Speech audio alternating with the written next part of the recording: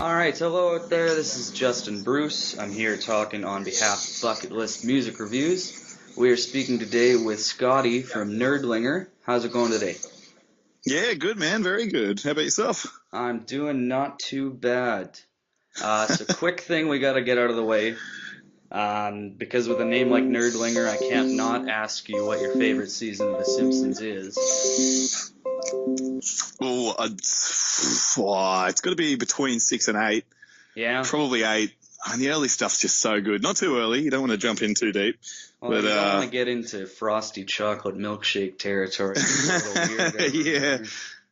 Oh, that's a really dangerous part of town. But right around the Hank Scorpio era, I think is probably the best. You know, even now, I'm almost 30. I've been watching it for 20 years, and that stuff pops up.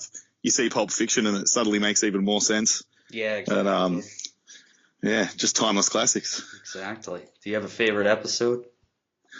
Oh, it's got to be Scorpio. Yeah, that's as soon as you mentioned it, I get that question a lot, and I can never think of one. But as soon as you mentioned the Scorpio one, I can't not go with that one. Yeah, it's just too brilliant, and it's all becoming relevant again. You know, we got Elon Musk kind of doing a similar Scorpio scenario in the world. Yeah, he's so halfway there. He's already got the flamethrowers, so that's a big part of it. Yeah, they didn't ship to Australia. I mean, I didn't try to get one. I probably wouldn't be allowed to have a flamethrower. I mean, legally, I'm sure I would, but my friends would probably confiscate it after the third or fourth house fire. I would hope so. That's kind of something a good friend should do. All right, so the new album, Happy Place, has been out on P Records for about a month at the time we're recording this. How's the reception been thus far?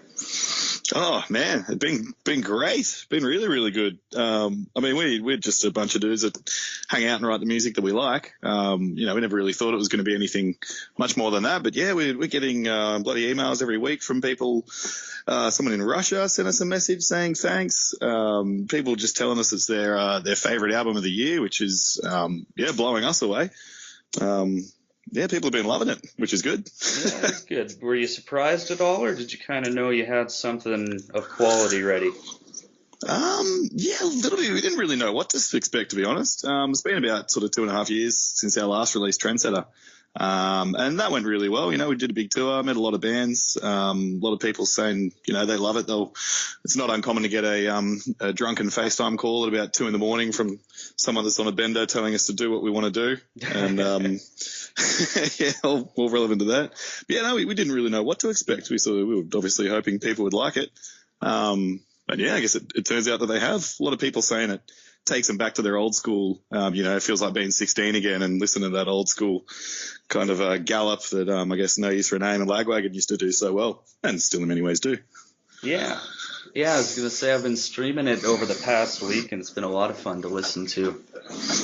Oh, cheers, man. Glad you enjoyed it. The chorus for Sales has been stuck in my head for the past couple of days, so you got me on that one. Sucker. Yeah, good. So yeah, when you listen to it, you definitely hear a big love for 90s, early 2000s skate punk. Who would you say is your biggest influence, either musically or lyrically or both? Ooh, I'd probably have to go with Lagwagon. Yeah. You know, like many other people, my gateway drug was the Tony Hawk's Pro Skater soundtrack. Yeah, no kidding. And yeah, just May 16, you know, it just comes on. It's catchy. You can't help but tap your foot along to it. So yeah, I'd probably put them right up there. Joey Cape's actually doing an acoustic set in Sydney the day after my birthday on the 8th of September, which I'm pretty excited about that. Oh, nice. Misso's bought me tickets. Yeah, Joey Cape was in Saskatoon up here a year or two ago. It's good to see him. Yeah, it's kind of interesting to see him on his own. Yeah, he's a bit like myself, actually. He sort of goes, well, I've seen him a couple of times now, and it's been 50-50. You know, he's pretty blind drunk, or he's on the other spectrum where he's just playing these beautiful, beautiful acoustic renditions. It's probably 80-40, to be honest. I'll let you guys decide which way. Yeah, let's see how it goes. Yeah. But yeah, on top of that, I guess sort of Blink-182 was the one before that, heard all this music and went, these guys can write essentially 5 or 6 albums just with the same 3 chords, and hell, this can't be too hard to play. So that was sort of what got me to pick up a bass in the first place and start writing music. All right, on. Well, that's good to hear. So what I've read about the recording of Happy Place, it sounds like it was a bit of a long process. Do you want to tell me a little bit about that? Oh, man, it took ages. We pretty much, we started with I think we only had about 7 or 8 songs up our sleeves when we decided we wanted to do an album. So we're pulling songs out of nowhere. Like some of the songs on there, what's a good example? I think Contagious has been floating around for like 10 years or so. So some of them are really, really old songs. Some of them are brand spanking new. Okay. We just started pulling them together, and then eventually we had sort of 25 or 26 songs. And we were like, got to nail this down. Our producer Antics, he was our producer and sound guy, and then our other guitarist Josh left, and we needed someone because we sounded crap as a 3-piece. Got him on board. Yeah. He happened to walk past the room at the wrong time, and also runs a recording studio, Deaf Wolf. So he pretty much recorded the whole thing for us. Yeah, exactly. He fell for the trap. And we haven't kicked him out since, so I guess he's doing something right. But yeah, he pretty much squeezed us in whenever he'd have a session cancel or something. We'd get a call early in the morning. Can you guys come in? I've had a couple of sessions cancelled, or we'd do it late at night, sort of starting at 9 o'clock and going until 1 or 2 in the morning, and dragging our asses out of bed and going to work the next day. So that worked well because we're all broke, so we certainly couldn't afford to pay anyone to record it for us. Yeah, no kidding. So it took about a year and a half, it was saying? Yeah, it was recording sort of pre-production, and we did sort of 2 sessions of pre-production. And that was sort of a couple of weekends. One of them we kind of had a few too many beers the night before, so that was a bit of a write-off. So I guess 3 technically. But yeah, sort of 2 where we just sort of refined a few things. We had, I'm not sure if you know Jay Wally from Friends of Rom, pretty iconic Australian punk rock band. Check them out if you haven't heard of them, listeners. Never had so much fun. I Miss My Lung, both amazing songs. But yeah, he's sort of... Yeah, see that you do. You shan't regret it. But yeah, they're sort of, quite iconic in the Australian punk rock scene. They did a lot of hard yards through the early days, and Jay had a studio downstairs, so he actually came in and gave us a hand recording a few things, which was really weird. We rehearsed and sort of recorded these pre-productions with headphones on, all in the same room, but we're sort of talking to each other through headphones, but we'd occasionally hear his very distinct voice pop up and say, I think you could do that a bit faster, or, cut the crap, do that a bit slower, Scotty. He's like, what the hell? This is this guy I've been listening to for 15 years on the radio and everything else, telling me to shut the fuck up and listen to what Cannings is playing on the straight through my cans. Yeah, it was a very weird experience, but very beautiful at the same time. Yeah, no kidding. So had you guys played in bands before? You said you had some of these songs around for quite a while. Yeah, actually, the drummer and I have been playing Cannings, or Michael Cannings rather. He's on drums. He's shit hot with his single kick. We've been playing together since since we were about 14. So yeah, about sort of 14, 15 years ago. Our first band was called Eternal Simulation. Yes, very deep, motivational. Sounds like. Oh yeah. We were really, breaking heavy ground in Year 7 back then. It was just so deep. We've sort of fluffed around for a bit. Tim and I met at uni, and we tried a couple of times to sort of play, but we've all sort of lived together as well. So when we haven't been playing in an active band or gigging around at the pubs, we've just been hanging out in the lounge room and playing guitar and singing dumb songs like Milk. I think that's even one of the oldest songs on the album. I was going to ask about that one. That was kind of a funny break in between some of the songs. Yeah, that was all Timmy's doing. It's a bit of a love song. He's a bit hard to get the real meaning out of it. It's a bit of a love song. It's a bit of a tribute to, early 90s movies, not Happy Madison, Billy Madison, obviously. It's a bit of just to shake things up a bit, we're not all serious. Well, we're not serious at all, but occasionally I guess some of our songs are, I don't know. You gotta feign a bit of serious to get the girls, I think. Yeah, exactly. We got all them with Eternal Simulation. That was the Chick Magnet. Yeah, the Chick Magnet Babe Band. Okay, so you guys have toured quite a bit from what I understand. I saw something about having played over 300 shows. Yeah. Where would you say is the most interesting place you've gotten to play? Oh, it's got to be Japan. Yeah. Absolutely. Yeah. I think we've done 3 tours over there. The time before last, we went with you guys probably know Mute, Mute. from Quebec. Oh, yep. Yeah. Yeah. It was the first time meeting those guys. Oh, only time we've met those guys, until we drag our asses back over to Canada. But yeah, they were just amazing. It's such a bizarre place. Like the first time we went there, we had these people in the front row sort of singing along and like, yeah, really, really active punters bouncing around like mosh pits, surfing waves in mosh pits that I haven't seen break for, 10 years or so. Okay. Singing along to all the words, like getting right up in our faces, jumping on stage and crowd surfing. And then we go up and say hi to them at the end of the show and go to have a chat. And yeah, they can't speak a word of English. Like, you're just singing along to all the yeah, no, it's probably the most amazing place we've been to as well. It's just such a beautiful country. The people are so nice. We have, I don't know if you know, we have really strict drinking restrictions over here. Like even at 10 o'clock, bars can't serve you any alcohol. Oh, sorry, they can't. Bottle shops can't serve you alcohol. Once you've been kicked out of a venue, you can't get back in at 2 in the morning. Oh, I see. It's a bit of a nanny state, but Japan, you can fall asleep on the bar and they'll give you a pillow. It's incredible.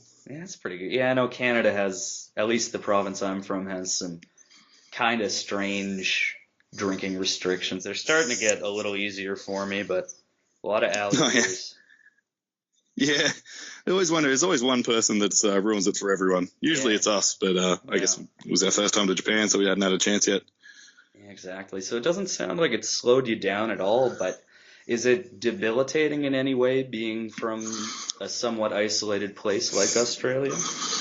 I always thought, yeah, but there's still plenty of gigs around here, and yeah, like I said before, we're selling CDs in Russia, in Ireland. We've sent a couple out to Scotland, some in America as well. There's just some really weird places like Japan and Canada. I can kind of understand because people, we've played with bands from those countries, or we did a tour in New Zealand, so it makes sense when we send one over there. But yeah, some of these places, I think even we're having a look at our Spotify plays the other day, and there's some from there was half a dozen there from countries I'd never even heard of or even couldn't pronounce the name of. They, yeah, so I guess it is restricting logistics wise. Like for us to get to another major city to play a gig, it's about a 10-hour drive. Oh. There's not a lot in between, but that's Australia. I'd say that sounds a little bit like Central Canada to me. Oh yeah, we're about 8 hours from anything. Well, yeah, that's not too unfamiliar. So it seems except we got more dirt, I reckon. Yeah. So do you have any plans to tour in support of the new album? Yeah, we're actually just finishing. We got our last Sydney show next Saturday, as far as our album tour goes, and then we are bringing it over to the US in October. I think the 10th till 30th or so. We're just locking in all the shows at the moment. And yeah, we got a gig on Fest too. That'll be the last show of our American tour. Oh, that'll be great. I've had a few friends go down to Fest over the years. Yeah. Seems like a lot of fun. Yeah, we got about 5 or 6 mates over here that fly over for it every year, and this is the one year they're not going. They're all in a bloody wedding party. Oh, yeah. Best man and groomsmen, so they've not decided to go this year. And we're like, you bastards, you've got Fest tattoos. This is the perfect year to go. What are you doing? Yeah, that sounds like a pretty elaborate excuse, but we'll go with it, I guess. Yeah, right. Yeah. So is there anywhere you've been trying very sort of specifically to tour to? Yeah, I mean, we were trying for Japan the first time just because we'd had a couple of friends that had gone over and said it was amazing. We've been really lucky, actually. Like everywhere we've sort of wanted to go, somebody's just reached out to us. A lot of people have reached out, and they're not even necessarily promoters. They're just fans that like our music and know somebody that knows another band that wants to play with us. So like a lot of rural shows around Australia, a lot of coastal towns, people have just sent us messages and say, hey, come to this town. I'll book a pub if you guys will play. Hell yeah, let's do it. Um, Say yeah, the hard work's out of the way for you. yeah, exactly. Well, we just pass it on to producer Antics. He can do all the work. He's booked all the shows for a while. Well, he's the new guy, isn't he? Yeah, exactly. Yeah. So Oh, he was. Our drummer Cannings got drunk and quit because I wouldn't let him sit in the front seat when we were in Melbourne about a year or two ago. So technically, he's the newest member of the band. Well, we won't talk about that. Yeah. So being that Bucketlist is a music review website, I've got to know what some of your favorite releases from 2018 are so far. Oh man, that's a good question. God, there's been a lot of goodies. Yeah, I'll tell you what, the new Flatliners EP is pretty damn good. Yeah, I just got that in the mail a week or two ago. Not yet. Yeah. Yeah, it's good. Like I'm loving the sort of progression of their sound as well. You know, like if you chuck them on shuffle, it almost sounds like there's 5 or 6 different bands sort of playing, but it's odd because they used to tour through Canada pretty regularly. They still do, but branching out to other countries. But you'd see them one year and they're a full-on ska band, and then the next thing you know, Cavalcade or the Great Awakes out, and they're more of a punk rock band, and now we're into Inviting Light territory, and they're just more of a rock band than anything. Yeah, really interesting to see them go through it. Yeah, as long as they speed it back up again and they don't, just go into that super soft rock. Which I tell you what, I'm almost thinking about writing songs like that because the hard ones are just bloody. Oh, they take it out of you. It's hard to have 15 beers and sing your guts out for 30 minutes these days. Yeah. I wonder if that's what happened. Yeah, I might just kick back and start writing softer songs, a bit of a Bee Gees vibe or something like that. Screw it, we'll go disco. Why not? Transition into the retired punk new country artist.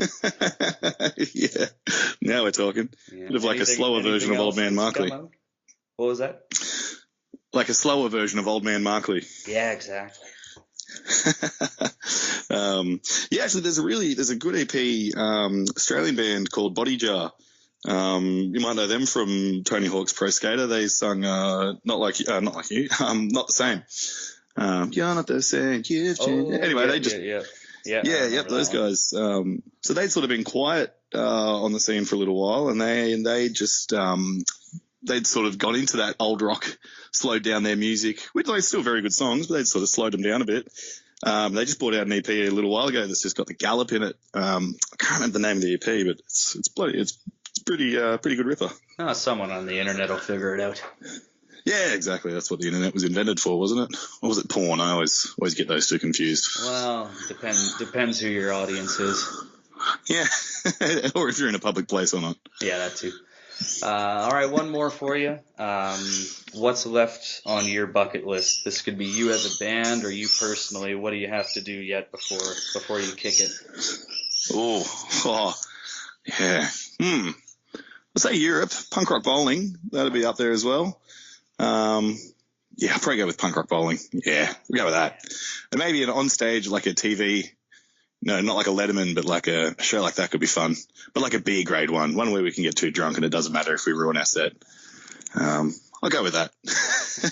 Sounds like a somewhat attainable goal, so we'll keep an eye out for it. Yeah, let me know when Bucketlist TV comes out. Yeah. Say it's coming out from time to time. They're a little more scheduled lately. Oh, nice. All right. Anything else you want to add before we wrap it up? No, I guess just thanks for the chat, man. Yeah, I've been scrolling through the bucket list, and yeah, it's great. It's a good bucket. Yeah, good to hear. All right. So the band is Nerdlinger. The album is called Happy Place. You can stream it on the whole internet. You can purchase it from the P Records Bandcamp page. What's the easiest way for people to keep up with you guys? Probably Facebook or Instagram. We have a Twitter, but I think our last post was 2013 or something. So yeah, probably not the most up-to-date relevant info on there. Yeah, shoot us a message on Facebook. If you're coming to a show, say hi. If you're coming to Sydney, shoot us a message. We'll pick you up from the airport and hang out. There you have it. All for the love of punk rock. There we go. All right.